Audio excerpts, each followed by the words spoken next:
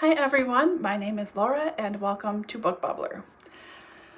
Well, I had a week off. I didn't intend it to happen, but every time I went to log on and comment and watch videos, I just couldn't. And when I was thinking of videos to make for myself, everything seemed like a dumb idea. So I just didn't do anything. But I'm back now.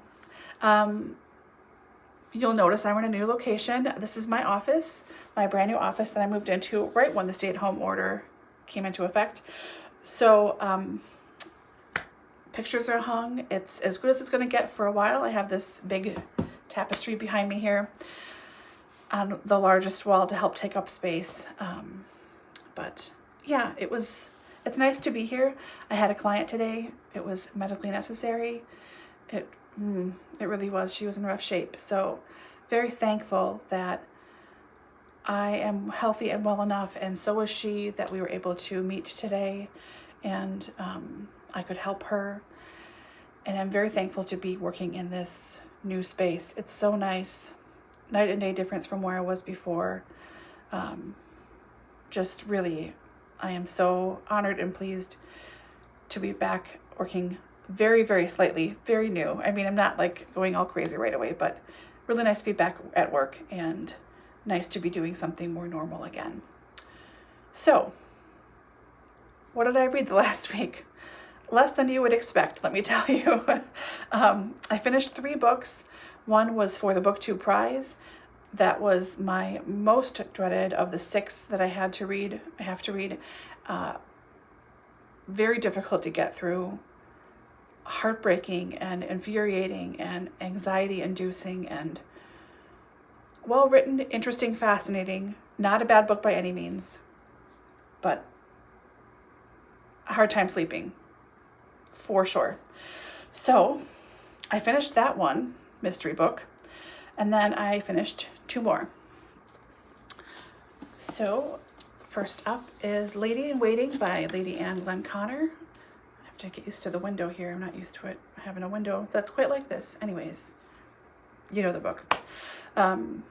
Lady in Waiting is the autobiography of Anne's life. She grew up extremely rich in England. I think their house, is it Holcombe Hall, is the second or third or some ridiculous amount largest private house in England. It's enormous. They have always been friends with royalty, and royalty has come out to shoot pheasants and I believe fox hunting, and don't quote me on that though, but pheasant for sure. And Lady Glenconner grew up, I think she's the same age as Princess Margaret, but she grew up with Princess Margaret and Princess Elizabeth, who became the queen, obviously. Lady Glenconner was one of the bridesmaids for the Queen's coronation. No, bridesmaids for coronation. That's not the right thing. You know what I mean? Is it a Lady in Waiting? Lady of the Garter? I don't know. It's like I didn't read this at all. Anyways, so she was in the coronation that was televised. She was there. She became Lady in Waiting to Princess Margaret, I think shortly after she was married. Lady Anne was married, I mean. And they were friends and worked together all of Princess Margaret's life, essentially. So you get sort of a peek behind the curtain of what incredibly rich people lived like. Certainly she did not have an easy life. She had lots of hardships. She's worked very hard.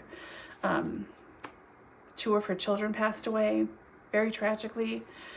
Her husband, Connor, who was such a character, I'm going to say that nicely because in my head I kept thinking, you stayed married to him?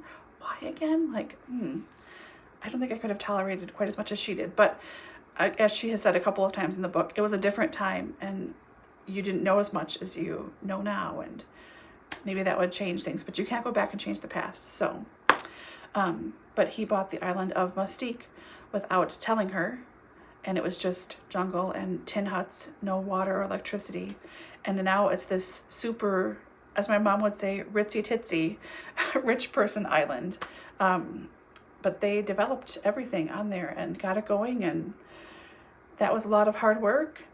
not an easy life, but an interesting life for sure. So if you are interested in royal family stuff, in anyone's memoir or autobiography, this is a very easy reading. She's a very nice writer. I looked inside. I don't think that she had a ghostwriter help her.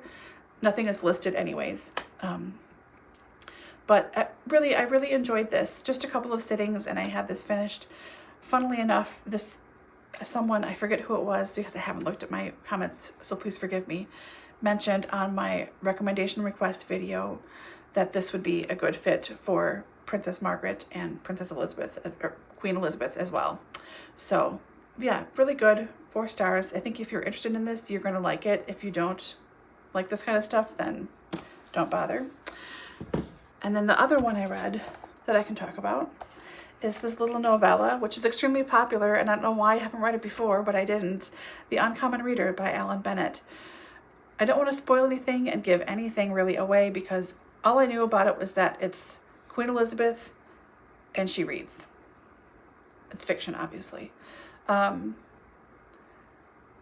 it's so delightful and heartwarming, and if you're a reader, it's like there's so much in here that you will relate to. And if you were a quotation person or underlining person, I didn't do anything in here, but I could have on almost every page. There's little sentences that are just so perfect that describe, the insular world of reading and books and how your worldview changes and how you go from one subject to another based on what you read in books. And you never know where you're going to find connections in real life with the book you're reading. And I mean, really wonderful and delightful. This was an easy gulp down in the afternoon, and I can see myself rereading this in the future for sure. Absolutely. So really loved it, 4.5 stars.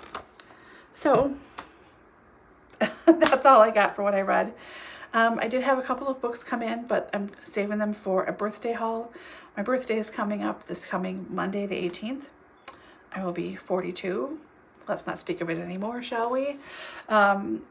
So I'm going to save that for a birthday haul video I'll film in a couple of weeks probably.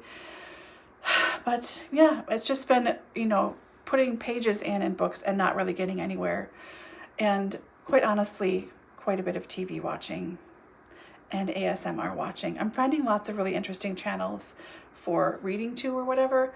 I'm going to try and I will link a new channel to me and a video that I liked a lot for ASMR, and as long as with doing a music track from work. It's surprising to me for new age stuff, especially for some of the artists that I listen to a lot at work. They've been around for literal decades doing this music. So you'd think there would be more of it on YouTube somewhere, and there really is not. So I look up a lot of stuff to link to as relaxing things to listen to, and it's just not there. So I don't know what to pick for that yet, because it just really depends on what I can find to link to, quite honestly. But I will hook up with an ASMR video if you guys would like to read along. Maybe you'll find a new channel or I don't know what. But anyways, that's it for me. I hope you guys are doing well. I hope you're all staying safe and healthy. And I will see you all soon, hopefully before a week is up. No promises, but I hope so. All right, bye.